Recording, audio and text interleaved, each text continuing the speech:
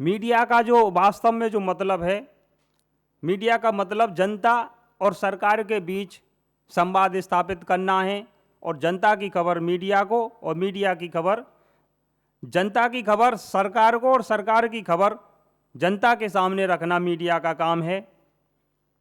लेकिन मीडिया पूरी तरह कॉरपोरेट घरानों का ख्याल रख रही है और सरकार के साथ कदम ताल करके चल रही है।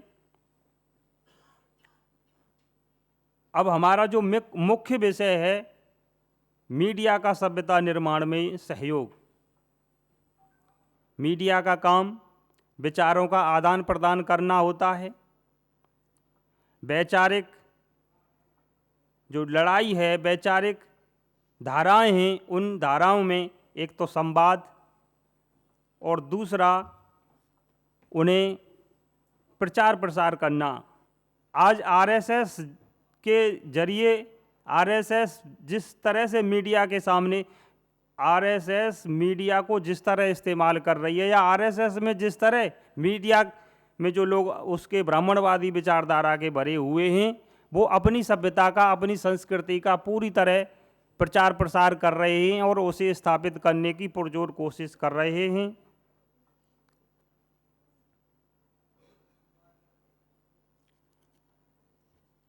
ये मीडिया का सहयोग ही है कि आज पूरे देश में भाजपा कोने कोने में हर जगह अपना शिकंजा कस चुकी है। मीडिया ने जन जन तक ये बात पहुंचा दी कि मोदी ही इस देश का भला कर सकते हैं, और इसी बात को लेकर लोग मोदी के नाम पर मर मिटने को भी तैयार हैं। आज हमारे देश में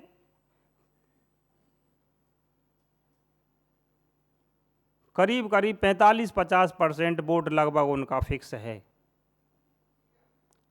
वोट इतना ठोस वोटर बन चुका है भाजपा का, हिंदू बन चुका है कि उसे, उसके दिमाग पर जो चर्बी छाई है उसे दूर करना बड़ा मुश्किल कार्य है। दलित पिछड़े, हमारे जो दलित पिछड़े हैं, वो मोदी भक्त ऐसे बने हुए हैं कि वो कुछ भी कहने को, सुनने को तैयार नहीं हैं।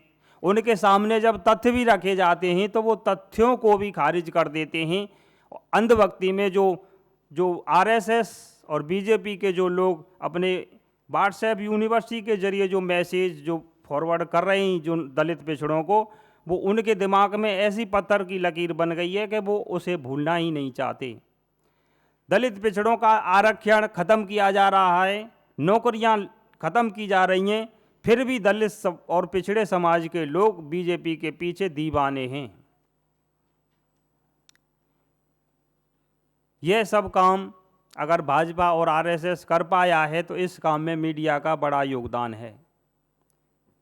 उसका अपना मीडिया है, राष्ट्रीय मीडिया या मुख्य मीडिया है, वह भी उसके ही टुकड़ों पर पलने वाला मीडिया है।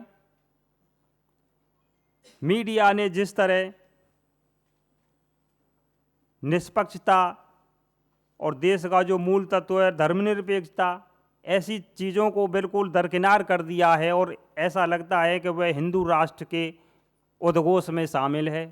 उसे देश के संविधान और देश की धर्मनिरपेक्षता, देश की सर्व धर्म समभाव वाली बात सबको भुलाकर वह केवल और केवल भाजपा के लिए काम कर रहा है और हिंदू संस्कृति या हिंदू सभ्यता बनाने पर तुला हुआ है।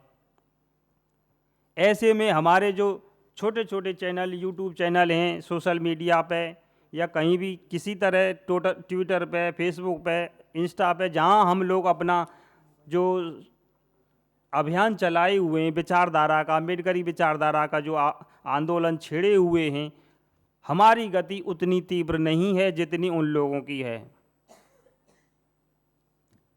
हम लोगों को जो करना चाहिए उसे हम नहीं कर पाते हैं। हमारे युवा, हमारे प्रौढ़ और हमारे बुजुर्ग आरएसएस से कुछ सीख ही नहीं पा रहे हैं। आरएसएस से सीखने की ज़रूरत है कि आरएसएस जिस तरह सवेरे से शाम तक लोग अपनी विचारधारा के लिए लगे हुए हैं, हमारे लोग भी इस तरह कम से कम एक एक घंटा समाज के लिए विचारधारा के काम को बढ़ाएं, तो हमारी सभ्यता भी मजबूत होगी, संस्कृति भी हमारी स्थापित होगी और हम सत्ता में भी आ सकते हैं। इन्हीं शब्दों के साथ जय भीम, नमो बुद्धाय।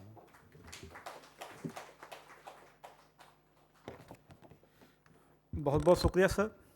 और मैं इसी कड़ी को आगे बढ़ाते हुए मैं मूल निवासी अरुण उराव सर को आमंत्रित करूंगा कि सर अपना मार्गदर्शन हमारे साथ साझा करें, अपने विचार हमारे साथ साझा करें।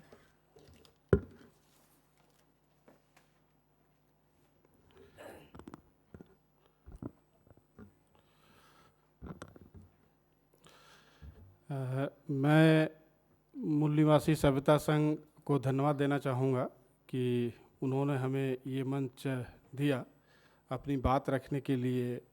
इस मंच को मैं इस्तेमाल करूँगा और मैं यहाँ उपस्थित सभी लोगों से जोहार कहता हूँ और जय भीम कहता हूँ, क्योंकि जोहार और जय भीम का नारा बहुत कम सुनने के लिए मिलता है। जो हमें विषय दिया गया है, इस विषय पे शायद हम सभी लोग कुछ हद तक जानते हैं चीज़ों को, लेकिन मैं इसको 3 भाग में आप सबों के सामने रखूँगा। 3 भाग में इसीलिए क्योंकि यहाँ जो बातें लिखी गई है उससे मुझे थोड़ी सी आपत्ति है, क्योंकि इसमें सभ्यता निर्माण में सहयोग बोला है, लेकिन आदिवासी और मूल निवासी लोगों को इन मीडिया ने जंगली कहा है। इसीलिए निर्माण नहीं किया हमारे साथ, कभी ईमानदारी से कभी काम नहीं किया। हमारे आपके जो बहुजन मूल निवासियों के साथ इसको इस तरीके से हम समझते हैं कि एक एग्जाम्पल के थ्रू मैं बातों को एक्सप्लेन करूंगा आप लोग के सामने। सिंपल सा एग्जाम्पल समझते हैं। बाबा साहब मैगजीन पत्रिका निकालते थे या पेपर छापते थे, उसको दूसरे सवर्ण जो राष्ट्रीय आंदोलनकारी थे, जिसको आंदोलनकारी बोलते हैं, वो लोग इनके पत्रिका के न्यूज़पेपर के बारे में अपने यहाँ विज्ञापन नहीं छापते थे। जिस प्रिंट मीडिया की हम अभी बात कर रहे हैं, इस प्रिंट मीडिया ने सबसे ज़्यादा अगर किसी को हानि पहुंचाई है, वो मूल निवासियों को हानि पहुंचाई है। वो इस रूप में, क्योंकि आदिवासी जितने भी आंदोलनकारी थे, उन सभी लोगों को इन्होंने एक टैग दिया। वो टैग क्या था? ये विद्रोह किए, आंदोलन नहीं किए। आदिवासी कभी आपने बिरसा मुंडा विद्रोह पढ़ते, हम लोग आंदोलन पढ़ा है? नहीं पढ़ा है हमने, पढ़ा बाद में है। लेकिन जब शुरुआती दौर में ये बातें लिखी गई थी, वो इसी रूप में लिखी गई थी कि आदिवासियों ने विद्रोह किया था इस इलाके में। संथाल परगना का इलाका को लेते हैं। सिद्धू कानू और फूलो झानो, 2 बहनें। फूलो झानो की जिस तरीके से प्रस्तुति होनी चाहिए थी, प्रिंट मीडिया ने कभी प्रस्तुत करने की कोशिश नहीं की।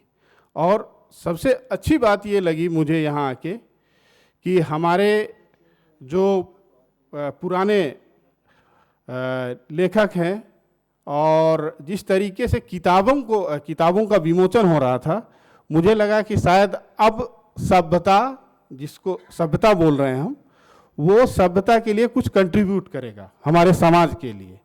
क्योंकि आज तक जितनी बातें कही जा रही थी लेखनी के थ्रू, बोलने के थ्रू, क्योंकि हम अभी सोशल मीडिया पे नहीं आ रहे हैं, बोलने और लिखने के थ्रू जितनी बातें कही जा रही थी वो किसी दूसरे के तरफ से आ रहा था और हम उसको ग्रहण करते थे। मतलब हम जैसे सिगरेट पीने वाला एक पैसिव स्मोकर होता है, एक एक्टिव स्मोकर होता है। एक्टिव स्मोकर जो पी रहा है और जो पैसिव स्मोकर सिर्फ और सिर्फ उसका धुआं सूंघ के अपने आप को सिगरेट को ग्रहण कर रहा है। तो आज तक इससे पहले की स्थिति ये थी कि प्रिंट मीडिया ने हमारे बहुजन समाज को खास करके एक ऐसी स्थिति दी जिससे हम आप को, जैसे एक साथी ने यहाँ आके कहा कि मुझे दलित शब्द से आपत्ति है। ये दलित शब्द का जो लोगों के बीच में प्रसार कैसे हुआ होगा? किसी भी शब्द का प्रचार प्रसार करने के लिए कोई माध्यम तो रहा होगा, प्रिंट मीडिया होगा या इलेक्ट्रॉनिक मीडिया रहा होगा। तो ये हमारे प्रति जो शब्द गढ़े, इन माध्यमों ने हमारे लिए जो शब्द गढ़े वो इस तरीके के शब्द गढ़े कि हम आज भी उसी शब्द को फॉलो करते हैं। इसीलिए क्योंकि हमसे बुजुर्ग यहाँ बैठे हुए हैं और उन्होंने किताबों, मैं तो किताब का विमोचन किया, तो हम अपने तरीके से अपने शब्दों को गढ़ें, क्योंकि शब्द का खेल बहुत बड़ा खेल है। उस खेल को समझने की ज़रूरत है। आज भी मीडिया अगर बहुजन समाज के लोगों का कोई खबर छापती है तो उसका अगर आप तरीके से पैरा बाई पैरा पढ़ते जाएं तो समाचार लिखने का जो तरीका है वो तरीका अन्य समाज के लोगों के प्रति जो समाचार लिखने का तरीका है उससे काफ़ी भिन्न होता है। ये जो बातों को लिखने के थ्रू कहने की जो प्रक्रिया है, ये प्रक्रिया एक तरीके से हमारी सभ्यता को या एक इंसान को एक दिमाग देता है और वो दिमाग को हम भी कभी ऑप्ट करते हैं। इसीलिए हिंदी साहित्य में इसीलिए बोल रहा हूँ क्योंकि हम लोग जितने बेल्ट से आते हैं उसमें मैक्सिमम हिंदी बेल्ट में कभी कभी ऐसे शब्द का यूज किया जाता है जो हमारे समाज से जुड़ा ही नहीं होता है।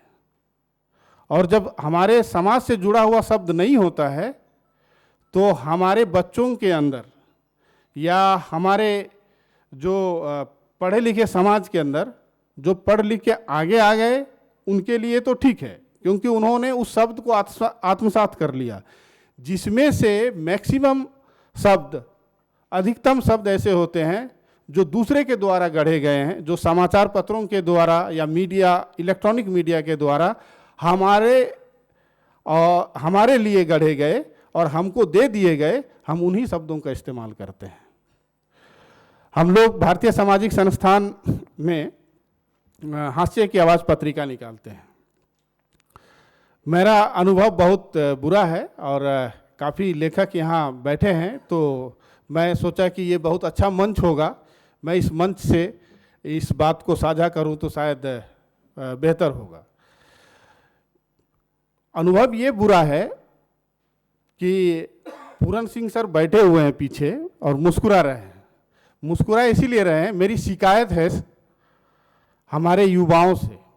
बुजुर्गों तो अपने हिसाब से करते जा रहे हैं, हमारे युवाओं से शिकायत ये है कि हमें अगर अंबेडकर, बाबा साहब भीमराव अंबेडकर पे अंक निकालना होता है तो मिश्रा जी, तिवारी जी का लेख भी मुझे पढ़ना पड़ता है। हम सभी लोग 21st सेंचुरी में जी रहे हैं। अगर बाबा साहब पे हमारे लोगों के लिए, हमारे लोगों द्वारा लिखा हुआ लेख नहीं हो तो ये अभी नहीं, मैं पिछले 4 साल से इस तरीके की समस्या से जूझता हूँ। जब महिला दिवस 8 मार्च को सब लोगों ने महिला दिवस मनाया, शिक्षक दिवस मनाते हैं, लेकिन जब सावित्रीबाई फुले के ऊपर आप फ़ोन करके लेख मांगिएगा तो नहीं मिलता है। क्या हम सभी, क्योंकि मैं भी उस एज ग्रुप में हूँ, हम क्या युवा साथी अपने सभ्यता, अपने फ्यूचर के लोगों के लिए क्या छोड़ के जा रहे हैं? छोड़ने की बात इसीलिए मैं कर रहा हूँ क्योंकि आप जब एक पुस्तक लिखते हैं, वो पुस्तक एक प्रॉपर्टी से कई गुना अधिक का प्रॉपर्टी होता है। ये इस रूप में, मतलब इसको इस रूप में मैं समझता हूँ, क्योंकि जैसे सभ्यता निर्माण बोल रहे हैं, जो शीर्षक है, सभ्यता निर्माण सिर्फ प्रिंट और इलेक्ट्रॉनिक मीडिया नहीं करता है। सभ्यता निर्माण जो हमारे समय के लोगों द्वारा लिखी गई किताबें हैं, उनका बहुत बड़ा योगदान होता है। अभी के समय में तीसरे फेज में जब हम आते हैं तो हम देखते हैं कि सोशल मीडिया, अभी सोशल मीडिया पे जिस बात को लिखी जाती है, अगर हम सभी लोग उस माध्यम का उपयोग करने के साथ साथ हम पेपर में भी अंकित करने की प्रक्रिया को शुरू कर दें, तो शायद ऐसा हो कि आने वाले शब्द में हमें आने वाले समय में हम सभी लोगों को किसी दूसरे लोगों के द्वारा निर्मित किए गए शब्दों का बोरो नहीं करना पड़े। मुझे ऐसा उम्मीद लगता है, क्योंकि अगर अभी सोशल मीडिया होने से फ़ायदा क्या होता है, हमको मन में आ रहा है, हमने लिख दिया। आप सभी लोग जानते हैं कि हम सोशल मीडिया, हम जितने लोग भी हैं, मिनिमम 6 घंटे हम 24 घंटे में उपयोग करते हैं अपने सोशल मीडिया का। अब सभी लोग बोलेंगे मैं कैसे 6 घंटे उपयोग करता हूँ, क्योंकि ये मैं नहीं बोल रहा हूँ, ये एक शोध है कि 24 आवर में हम सभी लोग 6 घंटे सोशल मीडिया का उपयोग करते हैं। और जब से मोबाइल में ये ऐप सिस्टम आया है ना, फेसबुक का, ट्विटर का, इंस्टाग्राम का, ये सारे ऐप सिस्टम ने हमें 8 से 10 घंटे का फ्री नौकर बनाया है। और हम ऐसे नौकर हैं, पहले तो लोग बधवा मजदूर कहते थे ना, बधवा मजदूर कहते थे तो उनको कुछ देने की प्रथा थोड़ी बहुत थी कि खाने पीने के लिए मिल जाएगा। लेकिन हम आज ऐसे नौकर हैं, वो बधवा मजदूर के अलावा भी अगर कोई शब्द अगर गढ़ा गया होता जिसमें कुछ नहीं देते हैं, हाँ, लेकिन लेते आपसे बहुत कुछ है। क्योंकि आप जो कंटेंट टाइप करते हैं, ये कंटेंट कंपनी को एक डेटा प्रोवाइड करता है, जिस डेटा प्रोवाइड करने के प्रक्रिया में हम सभी लोग एक डेटा के तरह इस्तेमाल किए जाते हैं।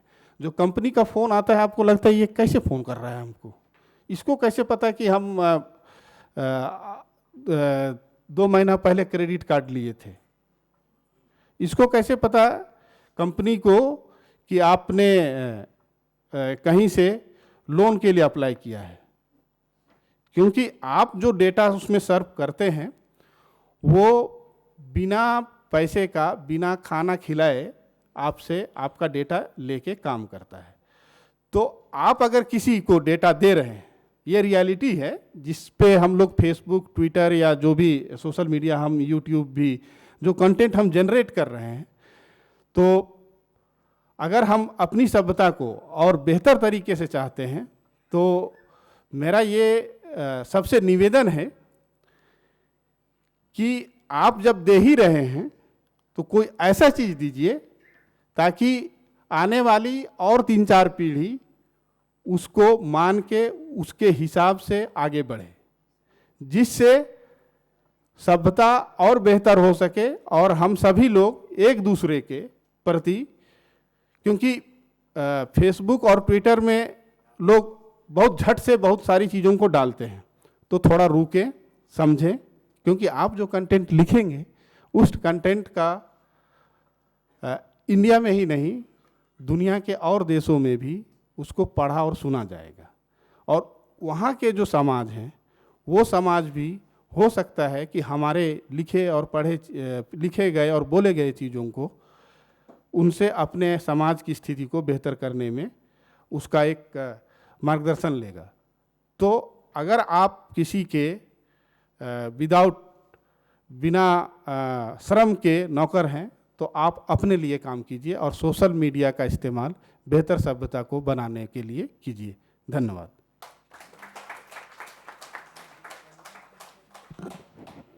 बहुत बहुत शुक्रिया अरुण सर। और मैं इसी के साथ इस सत्र की अध्यक्षता भाषण प्रस्तुत करने के लिए मूल निवासी जीवन गावड़े सर को आमंत्रित करूंगा कि सर आप इस सत्र का अध्यक्ष भाषण प्रस्तुत करें।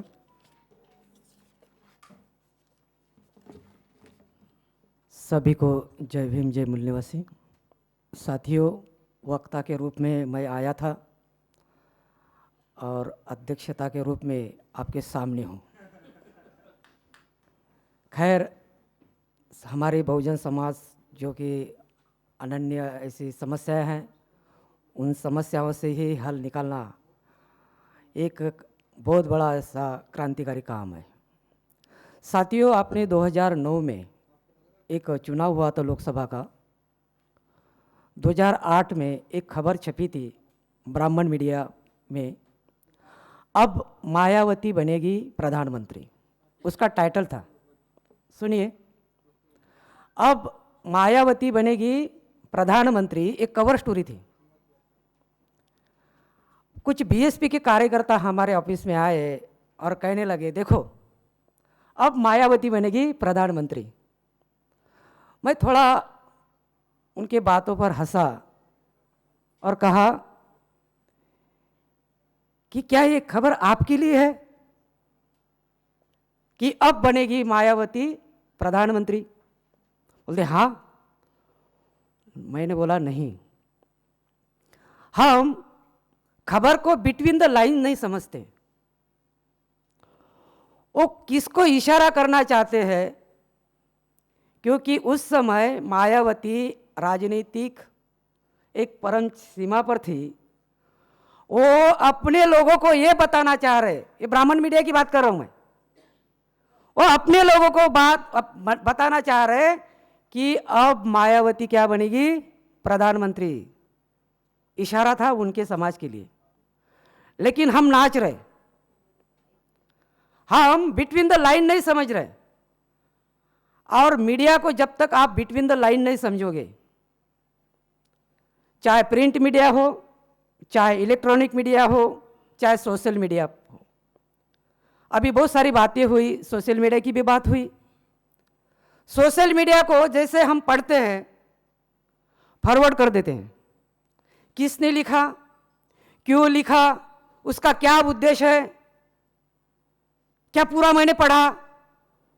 शुरू में बाबा साहब की बात आती है, शुरू में सामाजिक क्रांति की बात आती है, बीच में क्या है, अंत में क्या है, वो किसको संदेश देना चाहते, नहीं पढ़ते। मतलब उनकी मीडिया 24 घंटा काम कर रही है हमें बेवकूफ़ बनाने के लिए, हमें गुलाम बनाने के लिए।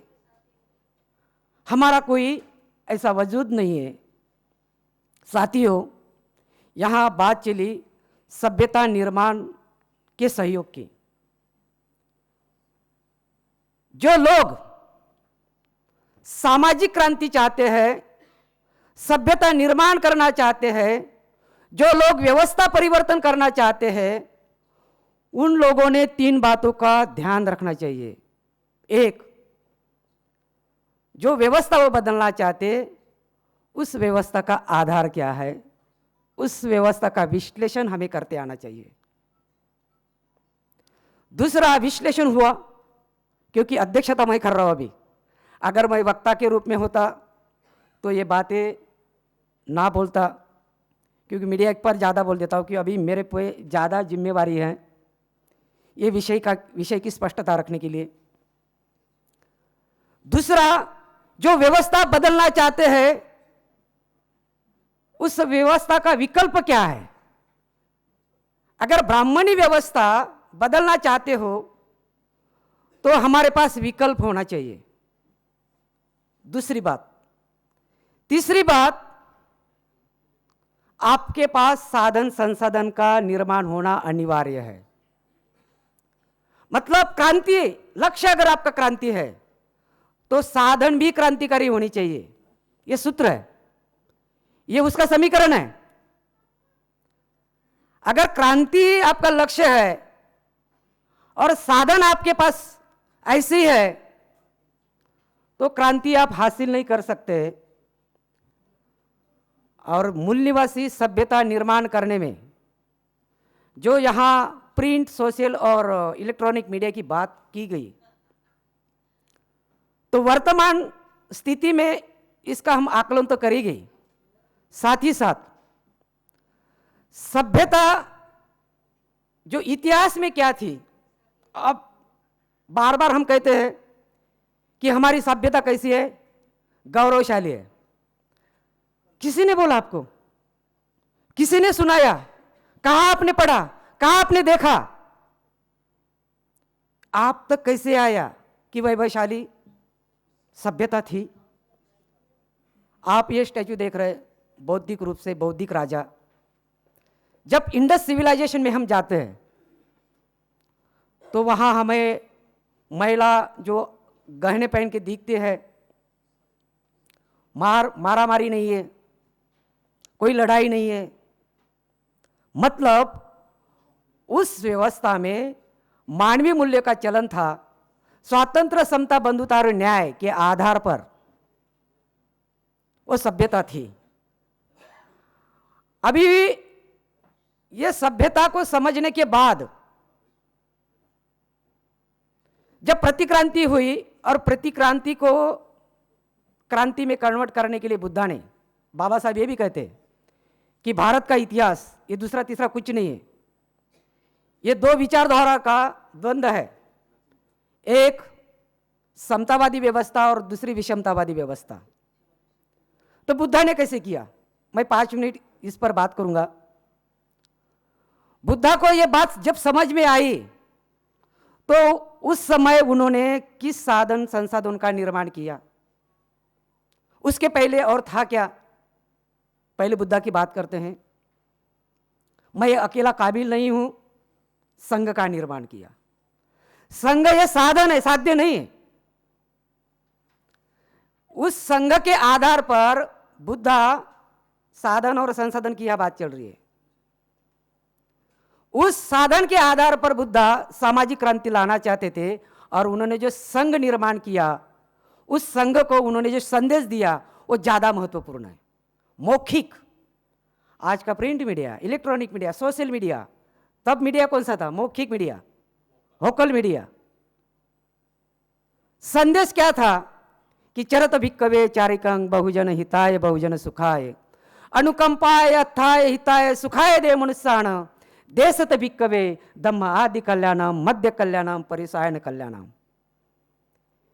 हे भिक्खुजन, जाओ हमारे बहुजन समाज को बताओ ये विचार शुरू में कल्याणकारी है, मध्य कल्याणकारी का है और अंतिमता ही कल्याणकारी है। त्याग और समर्पण के कारण, त्याग और समर्पण विचार के साथ साथ त्याग और समर्पण नहीं है तो आपको कुछ मिलने वाला नहीं है। भिक्खु लोगों ने अपना त्याग समर्पण दिया और सामाजिक क्रांति के लिए उन्होंने काम किया। साथियों, जब मध्य भारत में आते हैं, आधुनिक भारत में जब आते हैं तो समय समय के साथ हमारे पुरखों ने जो साधन संसाधन का निर्माण किया, उस समय अगर बाबा साहब के समय अगर प्रिंट मीडिया के साथ साथ इलेक्ट्रॉनिक मीडिया भी होता तो बाबा साहब ने पहले इलेक्ट्रॉनिक मीडिया की भी बात की होती और उन्होंने उसका निर्माण भी किया होता। जब बाबा साहब ने मूकनायक की शुरुआत की, संपादकीय में बाबा साहब लिखते हैं, मराठी में है वो, की माझ्या बहिष्कृत समाजावर होत असलेल्या अन्यायाला वाचा फोडण्यासारखी वृत्तपत्रासारखी अन्य भूमीच नाही। इसका मतलब है मेरे अछूत लोगों पर हो रहे अन्याय को दुनिया के पटल पर रखने के लिए जो भूमि चाहिए वो वृत्तपत्र मतलब पेपर जैसा कोई माध्यम नहीं है। तब तो लोग अडानी थे, अशिक्षित थे, पढ़ना भी नहीं आता था, फिर भी बाबा साहब एक अखबार निकालते हैं। और आपको बता दूं कि उस समय एक थोड़ा बहुत पढ़ा हुआ आदमी एक पेपर लेता था, मूकनायक, और ग्रुप में वो पढ़ाता था और उसका आधार, उसका संदर्भ, बाबा साहब ने क्या क्या बात लिखी रखी वो भी सुनाता था। साथियों, मैं बात क्यों कर रहा हूं? क्योंकि जिस व्यवस्था के साथ आपकी लड़ाई है, मैं बार बार कहता हूं, एक शोले का डायलॉग है,